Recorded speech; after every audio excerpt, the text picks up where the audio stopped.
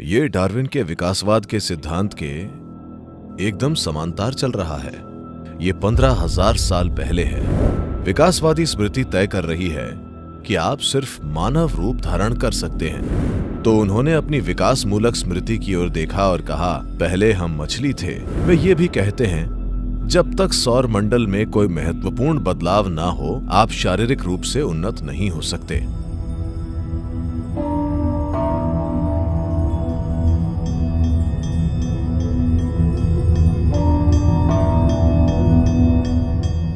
Charles Darwin 152 साल पहले, वे 200 साल पहले जन्मे थे, पर जब वे 52 के थे, उन्होंने अपना विकासवादी सिद्धांत दिया।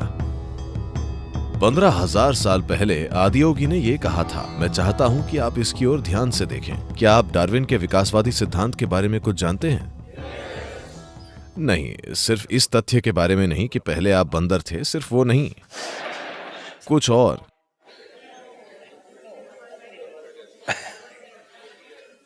वो ज्ञान अच्छा है, लेकिन आदियोगी ने कहा, इस ग्रह पर जीवन का पहला रूप पानी में था। खैर, आपने इस बारे में कई अलग अलग तरीकों से सुना होगा। लोगों ने आपको बताया होगा 9 अवतार हैं। हाँ? क्या आप मुझे बता सकते हैं ये 9 अवतार कौन से हैं? मत्स्य अवतार? नहीं, कूदिए मत। कूर्म अवतार? वराह? नहीं। नरसिम्हा? वामन? परशुराम? रामा? कृष्ण? बुद्ध? 9। अब आपको यह समझना चाहिए, इस समय लोग इन नामों को व्यक्तियों के रूप में देखने लगे हैं। इनकी ओर गुणों के रूप में देखिए। जीवन का पहला रूप मछली थी। डार्विन भी सहमत हैं, यह पानी में था। ग्रह पर दूसरा विकास जल थल दोनों पर रहने वाला जीवन था, कूर्म अवतार। आधा पानी में, जो जमीन पर विहार करने लगा। उसके बाद बीच में कई दूसरे प्राणी हैं, लेकिन दूसरा महत्वपूर्ण जीवन स्तनधारी जीवन है। स्तनधारियों में सबसे पहला सुअर है। आज भी आप देखेंगे, आपके पास राजस्थान में जंगली सुअर हैं।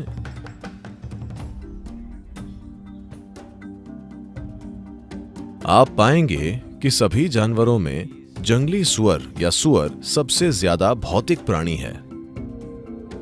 उन अर्थों में कि यह अपने शरीर में इतनी गहराई से जमा हुआ है कि अगर लोग किसी जंगली सुअर के शिकार के लिए जाते हैं तो वे उसे आसानी से नहीं मार पाएंगे। हम जहां हैं, हम वर्षा वनों के पास में हैं। यहां कबायली गांव हैं। ये बच्चे जो स्कूल जाते हैं, मैं 10-12 साल के लड़कों की बात कर रहा हूं, जब वे वापस आते हैं, अगर उन्हें कोई हिरण दिखाई देता है तो वे छड़ी उठा लेते हैं। वे यूं ही कहीं से छड़ी उठा लेंगे, हिरण पर हमला करेंगे और उसे मार देंगे। मैं कह रहा हूं कि स्कूल के लड़के बस एक लकड़ी से, दूसरे स्तनधारी इस तरह से बने हैं। आप भी, आपके सिर पर एक आघात और आप मर जाएंगे।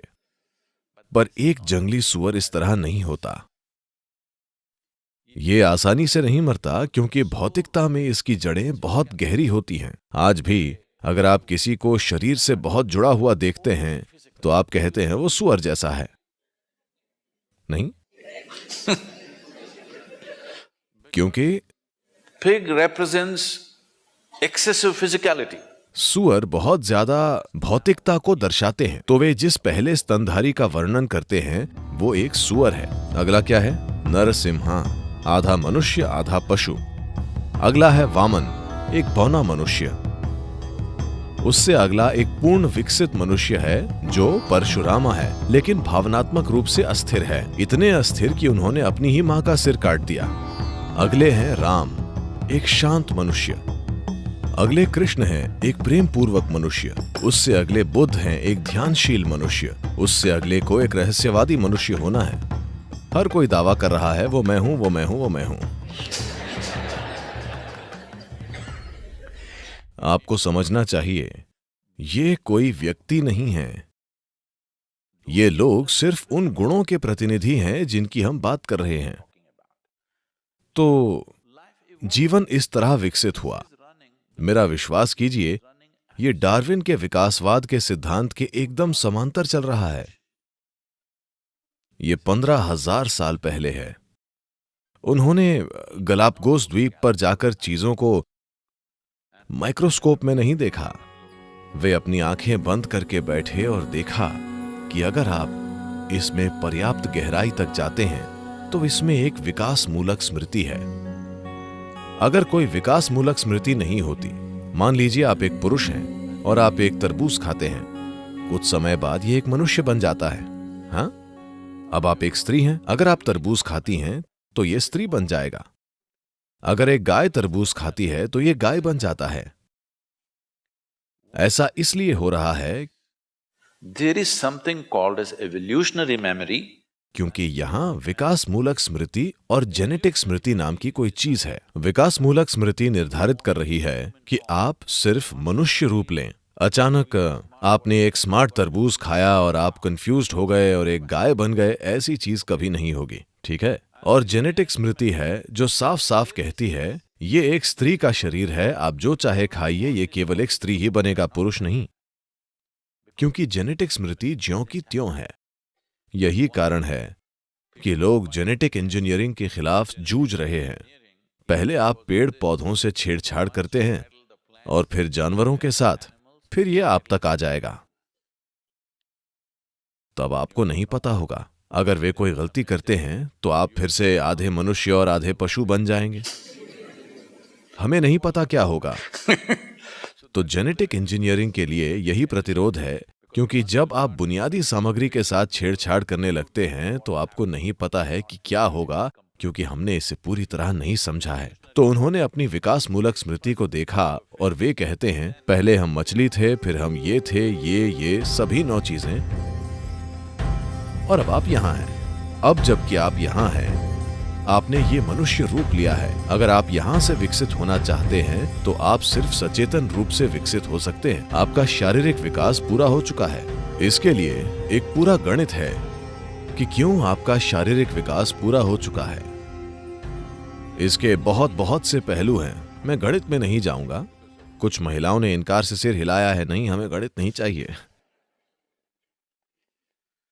लेकिन गणित के बिना कोई रहस्यवाद नहीं है। To put it very simply, इसे बहुत सरलता से कहें तो आप अभी जो हैं उसकी प्रकृति स्मृति का एक परिणाम, उसका एक जटिल मिश्रण है। आपकी विभिन्न स्मृतियों का मेल।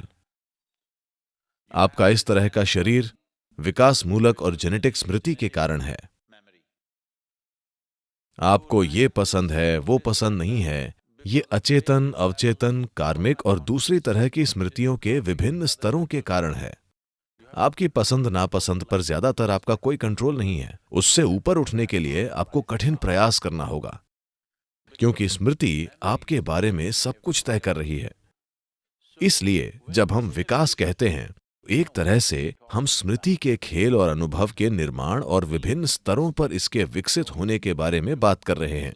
तो वे कह रहे हैं, अगर आप प्रयास करने के इच्छुक हैं तो आप हर उस चीज के पार जा सकते हैं जो आपको सीमित करती है। सिर्फ यही चीज, आपका भौतिक शरीर ऐसे बना है कि ये अब और नहीं बदल सकता, क्योंकि इस सौर मंडल के साथ वे ये भी कहते हैं, जब तक इस सौर प्रणाली में कोई महत्वपूर्ण बदलाव नहीं होता, आप शारीरिक रूप से विकसित नहीं हो सकते।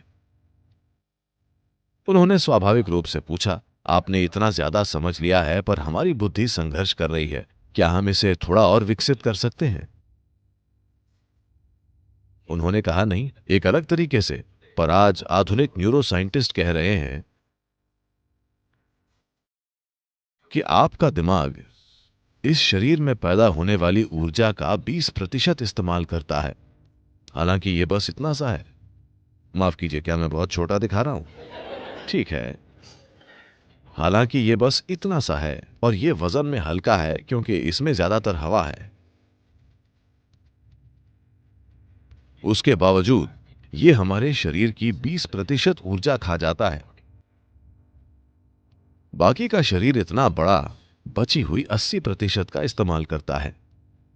तो अगर आप अपनी बुद्धि को बढ़ाना चाहते हैं, अगर आप दिमाग का आकार बढ़ा देते हैं, तो उसके लिए जिस मात्रा में ऊर्जा की जरूरत होगी वो शरीर उपलब्ध नहीं करा सकता।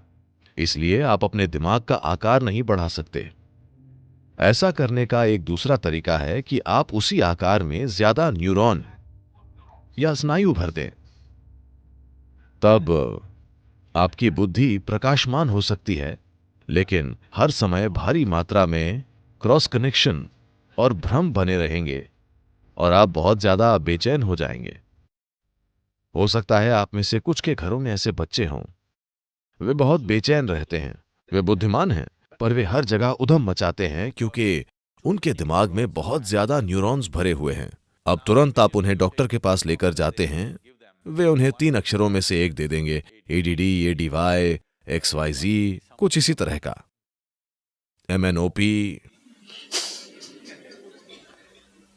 नहीं, आपको दवाइयां शुरू नहीं करनी चाहिए। अगर आपके घर में इस तरह का कोई बच्चा है तो आपको समय लेना चाहिए। उन्हें प्रकृति के बीच सैर कराइए, उन्हें रेगिस्तान में 3 दिनों के ट्रैक पर ले जाइए, कहीं ले जाकर उन्हें तैराइए, उनका प्रकृति से सामना कराइए और भरपूर शारीरिक गतिविधियां कराइए।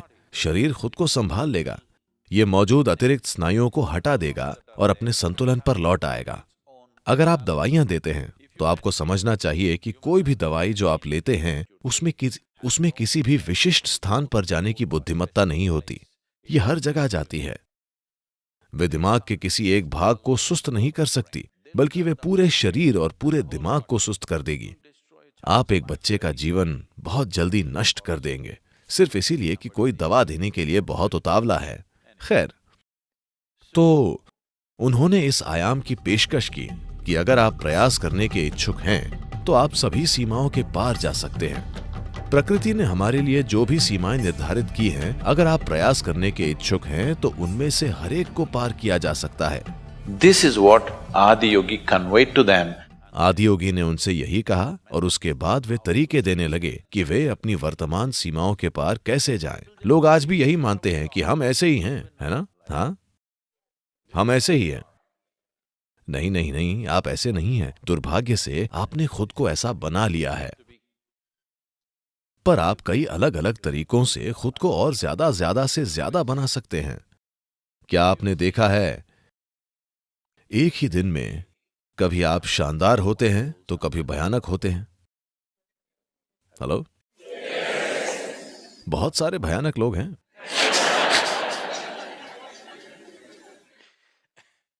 तो मैं कह रहा हूं, आपको हमेशा लगता है कि आपके साथ ऐसा हुआ। नहीं नहीं, आप खुद को अद्भुत बना सकते हैं, आप खुद को भयानक बना सकते हैं, है ना?